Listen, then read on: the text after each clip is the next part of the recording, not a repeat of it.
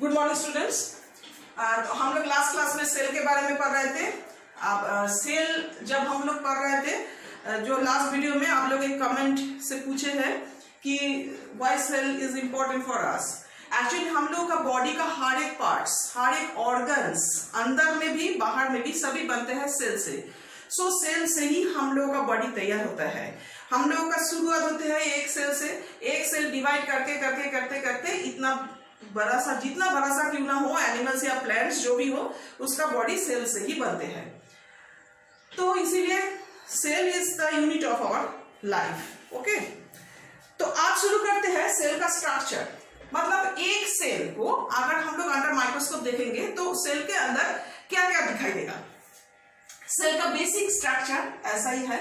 Cell usually to type का होता है, plant cell and animal cell. Usually plants and animal cell में ज्यादा से ज्यादा चीज जो अंदर होता है एक जैसा ही है, कुछ डिफरेंस है वो हम बताएंगे। तो पहले देखते हैं कॉमनली कौन कौन चीज रहता है। ये जो सेल है, सेल का ये जो एक लेयर, ये जो लेयर इसको कहते हैं सेल मेम्ब्रेन। ये सेल मेम्ब्रेन बाहर में रहते हैं, ठीक है। सेल मेम्ब्रेन से अंदर वाला जो भी कुछ एक अलग सा एक डिब्बा की तरह एक कंटेनर जैसा है। कंटेनर के अंदर जैसे सब चीज रहते हैं सुरक्षित, सेफ, ऐसे ही सबको अलग से रखते हैं, ठीक है। सेल के अंदर क्या है? सेल के अंदर सबसे आगे प्रोमिनेंट एक स्ट्रक्चर दिखाई देगा, राउंड या सर्कुलर एंड ओवल शेप का भी हो सकता है। ये है न्यूक्लियस। ये है न्यूक्लियस। और दिखाई देगा न्यूक्लियस का बाहर जो पोर्शन, ये न्यूक्लियस का बाहर जो पोर्शन है एक सब्सटेंस जो जेली टाइप सब्सटेंस होता है, उसको कहते हैं साइटोप्लाज्म, ठीक है। साइटोप्लाज्म के अंदर बहुत सारा चीज छोटा छोटा दिखाई देगा, इसको कहते हैं सेल ऑर्गेनील। तो ये सेल ऑर्गेनील्स, साइटोप्लाज्म, न्यूक्लियस, यही रहता है एक सेल के अंदर, ठीक है। फिर इसका काम देखते हैं क्या। ये जो सेल मेम्ब्रेन है, सेल मेम्ब्रेन इसको प्रोटेक्शन देता है। सेल मेम्ब्रेन एक्चुअली है एक पतला सा थीन लेयर ऑफ मेम्ब्रेन्स जो प्रोटेक्शन देता है। अंदर में जो भी कुछ चीज है उसको इंजुरी से बचाता है। एंड इसका और एक खास काम है कि कोई भी चीज अगर बाहर से अंदर जाना चाहते हैं तो सेल मेम्ब्रेन के अंदर से जाना पड़ता है। लेकिन सेल मेम्ब्रेन सबको अलाउ नहीं करते। जो चीज सेल के लिए जरूरी है उसी को वो अलाउ करेंगे, जो चीज जरूरी नहीं है उसको अलाउ नहीं करेंगे। तो इसीलिए सेल मेम्ब्रेन को कहते हैं semi permeable membrane. Plant cell को आप देखोगे तो प्लांट सेल के अंदर और एक लेयर आप लोगों को दिखाई देगा। सेल मेम्ब्रेन के बाहर और एक लेयर आप लोगों को दिखाई देगा जो सेल वॉल कहा जाता है। सेल वॉल थोड़ा सा रिजिड है, उसका स्ट्रेन सेल मेम्ब्रेन से ज्यादा है।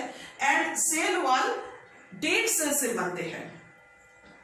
सेल मेम्ब्रेन लिविंग सेल से बनते हैं। सेल वॉल प्लांट सेल को एक्स्ट्रा जो प्रोटेक्शन वो देता है। एंड सेल मेम्ब्रेन पूरा चीज को बचा के रखते हैं। And cell wall and cell membrane दोनों ही जो शेप होता है, ये शेप देने में मदद करता है, ठीक है। तो cell membrane and cell wall का डिफरेंस यही है कि सेल वॉल हर एक चीज को अंदर जाने देता, लेकिन सेल मेम्ब्रेन अंदर में रहता है। सेल मेम्ब्रेन हर एक चीज को अंदर नहीं जाने देता है। तो cell membrane and cell wall में क्या क्या डिफरेंस है ये आप लोगों का बुक में लिखा है। देखिएगा बुक में जो दिया है cell wall and cell membrane. Cell wall जो है ये outer most thick layer of a cell, outer most thick layer of a cell, ये है सेल वॉल ये। एंड सेल मेम्ब्रेन जो है ये ओनली अंदर वाला चीज को प्रोटेक्शन एक कवरिंग करके रखते हैं। नेक्स्ट सेल वॉल जो है ये प्लांट सेल में दिखाई देता है और सेल मेम्ब्रेन जो है प्लांट सेल एनिमल सेल दोनों में ही रहता है, ठीक है। फिर सेल वॉल है, सेल मेम्ब्रेन है लिविंग, सेल वॉल है नॉन लिविंग। और नेक्स्ट जो है ये सेमी परमिएबल है, हर एक चीज को अलाउ नहीं करता। और सेल वॉल जो है ये हर एक चीज को अलाउ करता है, सो परमिएबल है। तो ये है cell wall and cell membrane के बीच में डिफरेंस। और दोनों का काम ही एक जैसा है कि अंदर वाला जो चीज उसको प्रोटेक्शन देना एंड बाहर वाला उसका जो शेप है एक सेल का वो ठीक ठाक रखना। एंड सेल मेम्ब्रेन जो है वो सेमी परमेएबल होता है, इसीलिए अंदर आने जाने का जो चीज का जरूरत है उसी को आने या जाने देता है। तो यह था cell membrane and cell wall का फंक्शन। अभी हम लोग देखेंगे न्यूक्लियस क्या है। ये जो न्यूक्लियस सबसे important part of a cell, usually ये सर्कुलर शेप का होता है, कभी कभी ये रेक्टेंगल ये ओवल शेप का भी होता है। इसका जो बाहर वाला हिस्सा, ये जो आउटर मोस्ट लेयर, ये डबल लेयर होता है, ठीक है। इसको कहते हैं न्यूक्लियोलस, इसको कहते हैं न्यूक्लियर मेम्ब्रेन, इसको कहते हैं न्यूक्लियर, एक पतला सा पर्दा जिसे न्यूक्लियस पूरा कवरिंग रखते हैं और न्यूक्लियस के अंदर जो है उसको प्रोटेक्शन देते हैं, उसको बचा के रखता है बाहर वाला साइटोप्लाज्म के साथ, उसका अलग करके रखने के लिए ये एक पतला सा मेम्ब्रेन से कवरिंग किया गया, उसको कहते हैं न्यूक्लियर मेम्ब्रेन। अंदर में अगर देखेंगे तो सबसे प्रोमिनेंट एक चीज दिखाई देगा, एक या दो भी हो सकता है, इसको कहते हैं न्यूक्लियोलस। न्यूक्लियोलस जो है ये अंदर में रहता है और रहता है बहुत सारा थ्रेड लाइक स्ट्रक्चर, वो एक जेली लाइक सब्सटेंस के अंदर रहते हैं। एक न्यूक्लियस के अंदर जो भी कुछ रहता है उसको कहते हैं न्यूक्लियोप्लाज्म।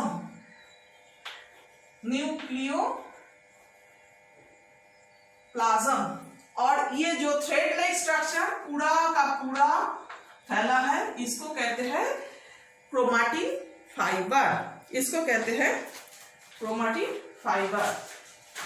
बुक में देखिएगा इसका ड्राइंग है, ड्राइंग आप लोगों को करना है।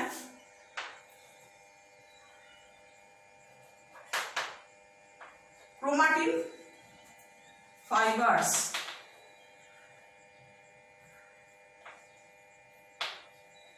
क्रोमैटिन फाइबर्स ये पूरा का पूरा अंदर में रहते हैं। ये क्रोमैटिन फाइबर नंबर में कितना रहेगा ये, लेकिन बहुत इंपॉर्टेंट एक चीज है, ये जो क्रोमैटिन फाइबर ये यूजुअली लंबा सा एक थ्रेड लाइक स्ट्रक्चर है।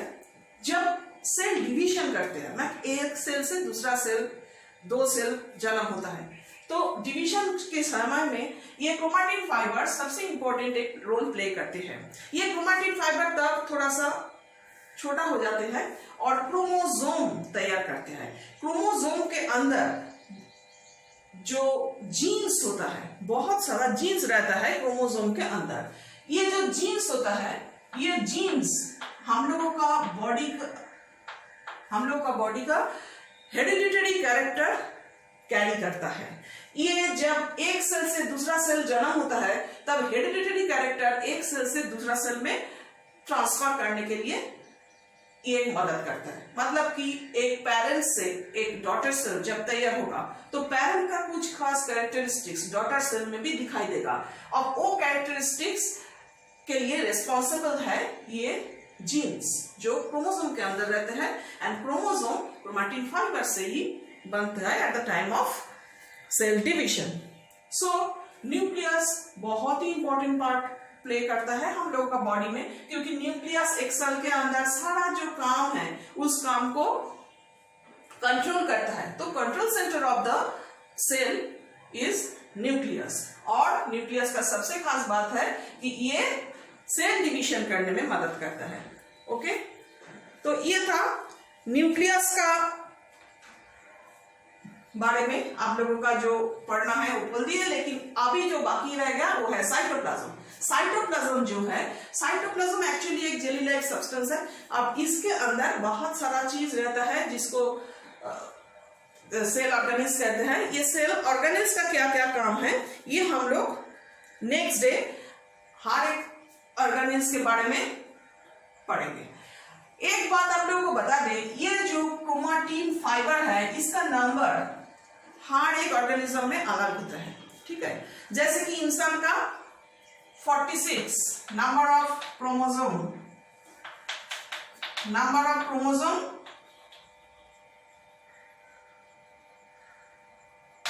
ये ह्यूमन का, चाहे कहीं से भी हो, अगर ह्यूमन आए और उसका एक सेल का क्रोमोसोम का नंबर देखा जाए तो उसको 46 ही होगा। ठीक है, जैसे कि और एक एग्जांपल देखिए, ऑनियन चाहे इंडियन हो चाहे चाइनीज हो, उसका क्रोमोसोम नंबर होगा 16। ये ऑनियन का अगर सेल आप लोग अच्छी तरह से देखोगे अंडर माइक्रोस्कोप, उसका क्रोमोसोम का नंबर अगर कैलकुलेट करोगे तो वो दिखाई देगा 16। तो ऐसे हर एक ऑर्गेनिज्म में ये क्रोमोसोम का नंबर डिफर करते हैं। ये जो सेल का जो स्ट्रक्चर, ये जो बड़ा सा सेल हम लोगों को दिखाई देता है, उसमें देखोगे तो अच्छी तरह से आप लोगों को पहचानने में मदद होगा।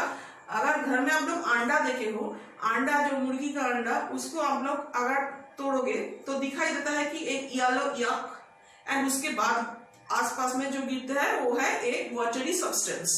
तो वो जो यॉक जिसे हम लोग कहते हैं एक का यॉक, वही है एक्चुअली न्यूक्लियस, एंड उसका जो वाटरी सब्सटेंस आसपास में जो जेली लाइक सब्सटेंस रहते हैं उसको कहते हैं साइटोप्लाज्म। उसके अंदर जो सेल ऑर्गेनेल्स रहते हैं, मुर्गी का अंडे में वो तो अच्छी तरह से दिखाई नहीं देता है, अगर अंडर माइक्रोस्कोप देखोगे तो दिखाई देगा। तो वो है एक सेल। तो हम लोग आज सेल का जो बेसिक स्ट्रक्चर वो पढ़ लिए, एंड न्यूक्लियस के बारे में पढ़ लिए, साइटोप्लाज्म के बारे में पढ़ लिए, सेल वॉल सेल मेम्ब्रेन जान लिए है। नेक्स्ट सेल ऑर्गेनेल्स जो है, सेल ऑर्गेनेल्स मतलब कोई एक ऑर्गेनेल्स नहीं है, बहुत सारे ऑर्गेनेल्स रहते हैं, उसके बारे में हम लोग देखेंगे। फिलहाल आप लोग ये जो ड्राइंग है लेफ्ट हैंड साइड में कर लीजिएगा। ये बेसिक स्ट्रक्चर ऑफ सेल एक पेज में रहेगा, न्यूक्लियस दूसरी पेज में करोगे। ठीक है, चैप्टर पढ़ लीजिएगा।